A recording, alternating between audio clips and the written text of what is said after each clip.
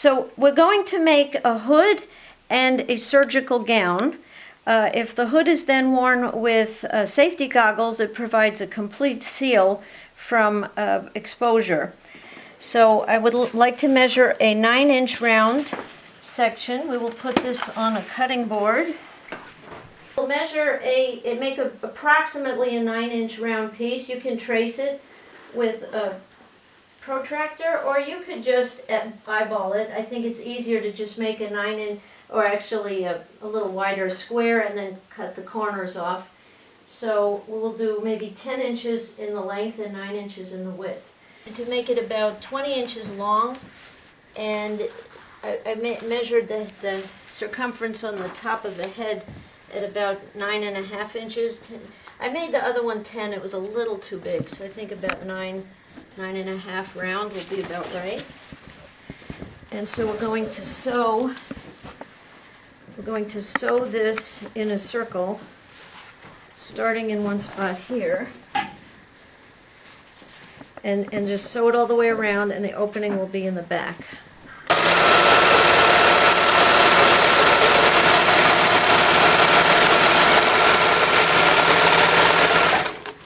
Okay, so that just covers the bottom seam so it doesn't ravel. And then we will now sew the top to the bottom. This is a serger. If somebody has a serger, it's just faster. It can be done with a zigzag stitch on a regular machine, but a serger is much quicker. You don't have to pin things, and it brings them together and cuts the edges.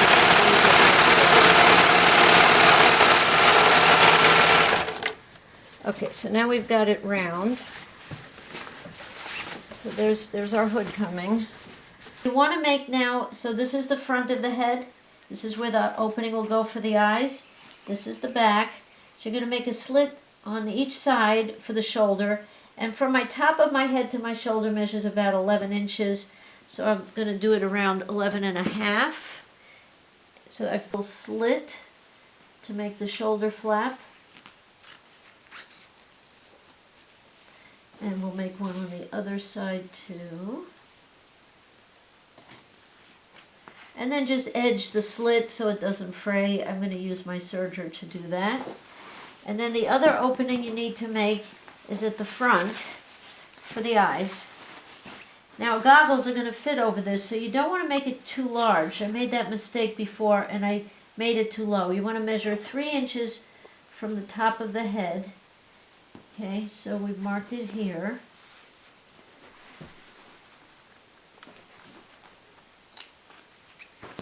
Okay, and then the opening should go 3 inches down. So the opening needs to be 6 inches wide. So I'm measuring 3 inches from the seam. And then I'll just use this to cut this open.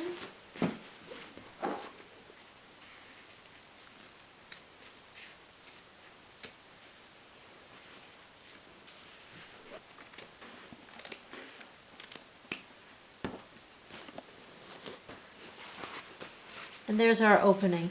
Now we're going to serge the edges or zigzag around the edges and zigzag around the open edges here. And we'll be done with our hood. We'll owe our gown, and by the way, these can be salvaged and washed if necessary. They may survive the washer and dryer, but it's much better to make them out of fabric that can be washed, that is surgical grade. So the width of the gown, and this is an extra large, is just a little, it's about 62 inches. So a 60-inch wide piece of fabric would be fine for the width. And then the length is a rectangle. It's just a straight piece of fabric that's been folded over, and that's about 43 inches. I think 45 would be about right. 45.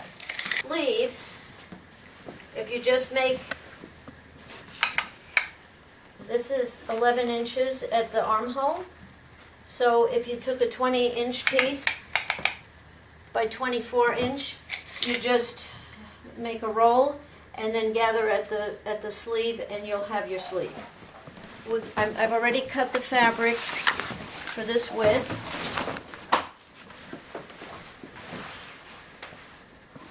Okay, so that's the right size. And we will first measure here.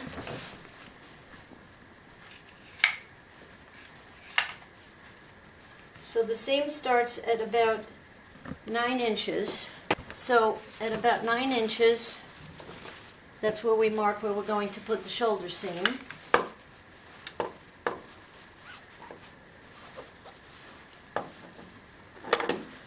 Here. And then we go to the center, and the width across the center is 15 inches. So I go to the center of the fabric,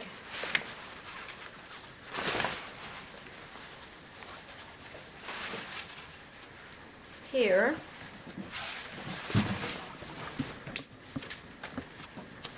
and I go 7.5 each side.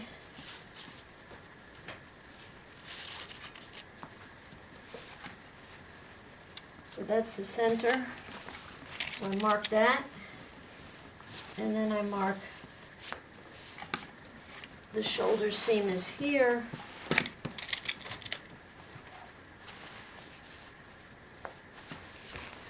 And the shoulder seam is here, okay? And then here I'm going to do another 9. I think this side was also 9.5. No, this is a little longer at this side. This is the part that flaps underneath. And this is 15 inches from the end. So we go 15. So this is going to be the center of the gown in the front at the neckline. This is the shoulder seam from here to here, okay? So you're going to, and then the armhole, you measure from the top down is 11 inches, okay? So the sleeve has to be 22 wide. So we measure 11 down from here, and that's the length of the slit for the armhole. This has nice lines across, you can just follow that across. Well, unfortunately, it's getting hard to get. I'm trying to get a hold of the guy. Yeah. I think waterproof nylon, like used to make parkas and things, would probably be okay. You know, it may not be surgical grade. Right now I have some yardage, and I can give people a couple yards each to make these, as long as they give them to doctors or nurses who need them. Go. Here I'm using the serger with a 4-thread overlock. It's good for the seaming as well as the edging.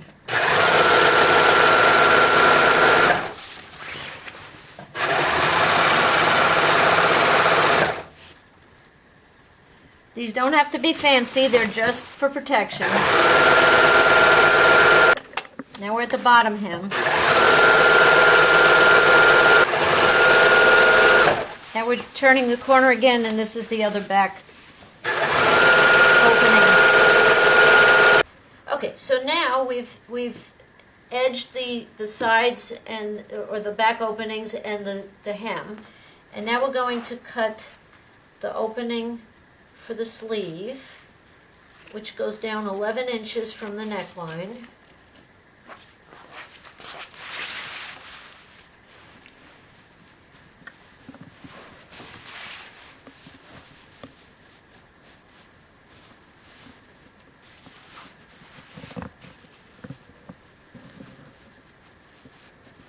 Halfway between these two.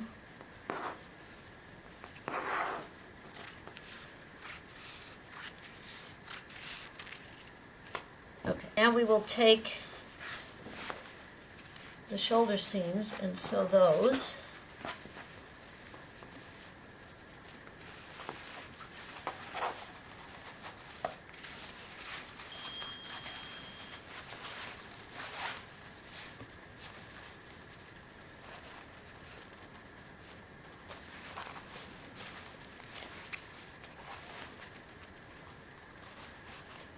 So So this is the shoulder seam on the real gown.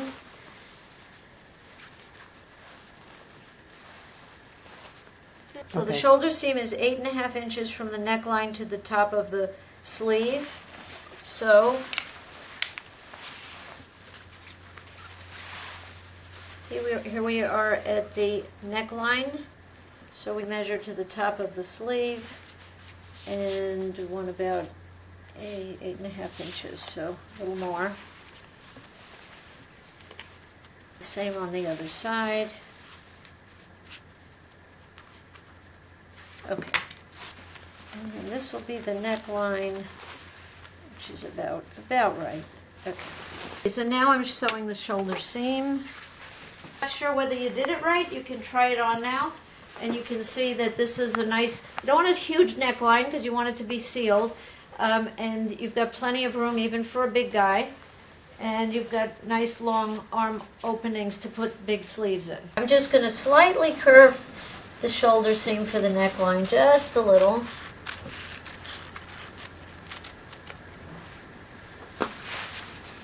Okay. And now we want to sew a little loop so that we can put the cord in to tie the knot around the neck. Now that I've edged the neckline to prevent raveling, I'm just going to fold it over and make a small pocket for the tie. And then for this I just use my regular sewing machine on a straight stitch. So this is about a 1/2 inch, 3/4 inch pocket.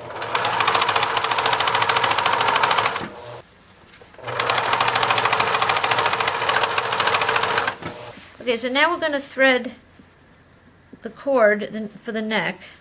And this is a parachute cord. We got this at Home Depot for 8 cents a foot. But you can use any kind of a good strong string. Remember, it should hopefully withstand lots of washings and dryings and high temperatures. And you use a safety pin to just thread it through. So here I have a problem. I made the opening a little too small for the safety pin to get through. So rather than try to go back and fix it, I'm just going to pull the safety pin through, cut another opening on the other side of this little bottleneck here, and pull it through. It's not going to cause any trouble. I've pulled the parachute cord through. I'm just going to double knot it on the end and try to make a proper surgeon's knot, square knot. And you can even, if you want to get fancy, burn the edge, melt the edge to prevent raveling. So now it's ready to go around the neck. Next we have to put in the sleeves, and we're in business. The sleeve needs to be 22 inches at the shoulder. You could taper down to the wrist, but I think it's just as easy to leave it 22 inches as a rectangle. The length needs to be 25.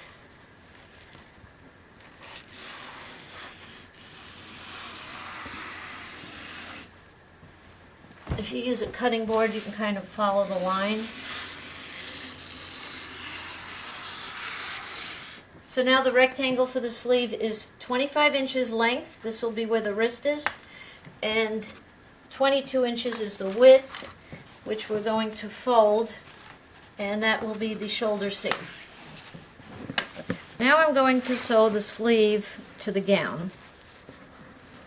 And here a few little pins would be helpful. So now I'm sewing the sleeve into the armhole. Flip the sleeve inside out to do the other half of this.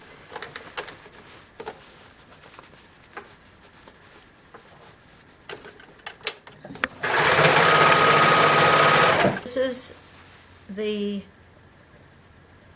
gown slit with the armhole. So we're going to, this is the outside.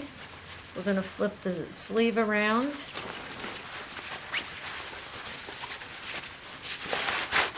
To the outside.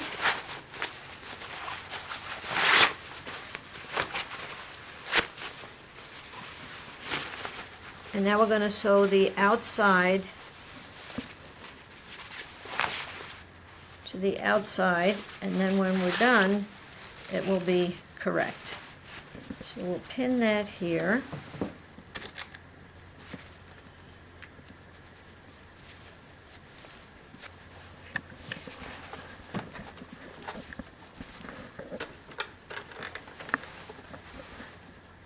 Okay, so the sleeve is on now. So now we're just going to make a little loop to put in the elastic. So leave a little opening so you can thread the elastic in. So I would just leave, you know, like a ½ inch or an inch on either side. And for this I use just my sewing machine. If you have cuff fabric, like a regular shirt cuff, which we can show you on the disposable gown, you could use that. So I made a pocket at the wrist of the sleeve, and now we're going to thread the elastic through there. I've left a little opening here. You want to make the elastic tight enough to give a good solid seal at the sleeve, and of course the gloves can go over that. So try to tighten the elastic so that it's loose enough for a man's hand to fit in, but that it's going to hold on most wrists. So something like this. And then just cut it and sew across that. Using a tacking stitch on the sewing machine, so I'll go with a wide zigzag. We have the gown with the sleeve and the elastic at the edge of the sleeve, and all that's left is to put the ties in place.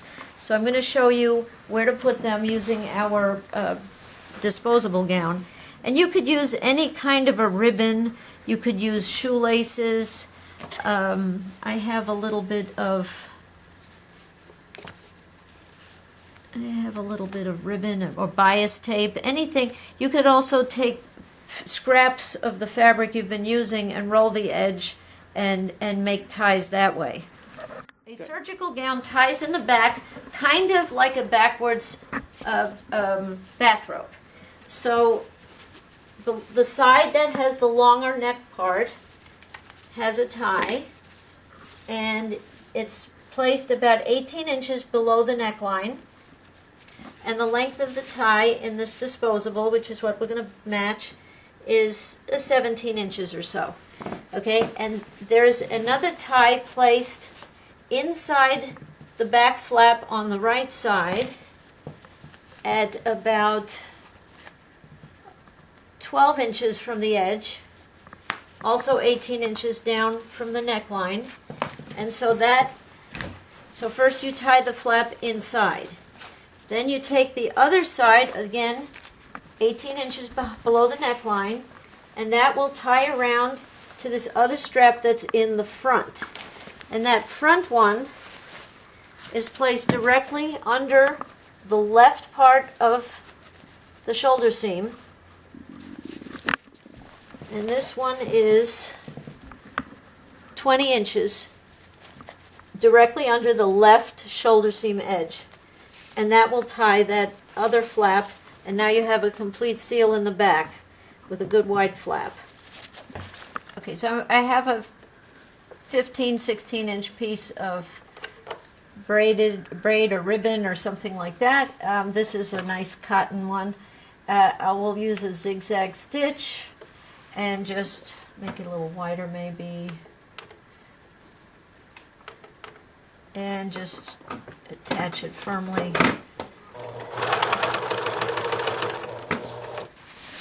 On the right side, you're going to put another one exactly at the edge on the left side, also down 18 inches from the top. The tie length should be about 15 to 16 inches. So here we go. This doesn't have to be completely precise, as long as it's close. I would sew it on the inside here. Need another tie on the inside. This is like how you would tie a bathrobe, except backwards. It's on the back. Again, from the right edge of the shoulder seam, measure down the 18 inches and sew it in there. And you could either sew it with the machine or hand sew it, whichever you'd rather do. The last one goes on the front from the left shoulder seam straight down. 18 inches. These are the dimensions of a standard operating room extra large gown. And so if it'll fit most men, and it'll certainly fit women. You just be a little loose. So this is a finished gown now. And see, there's plenty of room for people with bigger shoulders and longer arms. And they can, first you tie the neck.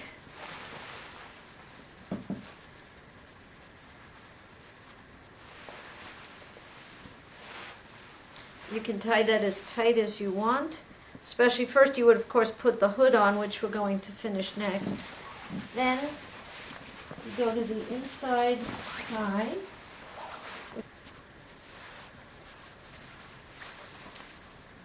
And again, you can tie it looser for somebody who's bigger. So to complete the outfit, you have now the hood, protective goggles, and the gown. And of course you would need gloves and then shoe covers. So this is the hood. You just put it on. See a lot of redundant fabric. And then you use, of course if you had a mask, you could put the mask on underneath, which would double your protection. And then you put the goggles on and make sure that the fabric is sealed by the goggles. Put the mask underneath, and now this hood, you're very well protected around the face and neck. And then you put your gown on.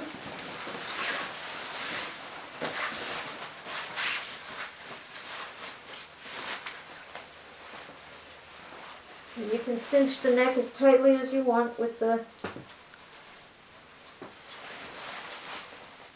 this tie. So again, well covered, well sealed. Tie the inside of the gown. Of course, this part is best if you have a helper. And now I take the other edge, bring it around the front, tie it here. Then you put a protective gloves over your hand. Over there you've got another seal, and you're in business. And this again needs to be underneath the goggles, and of course tighten the goggles up so it's nice and secure. There you go.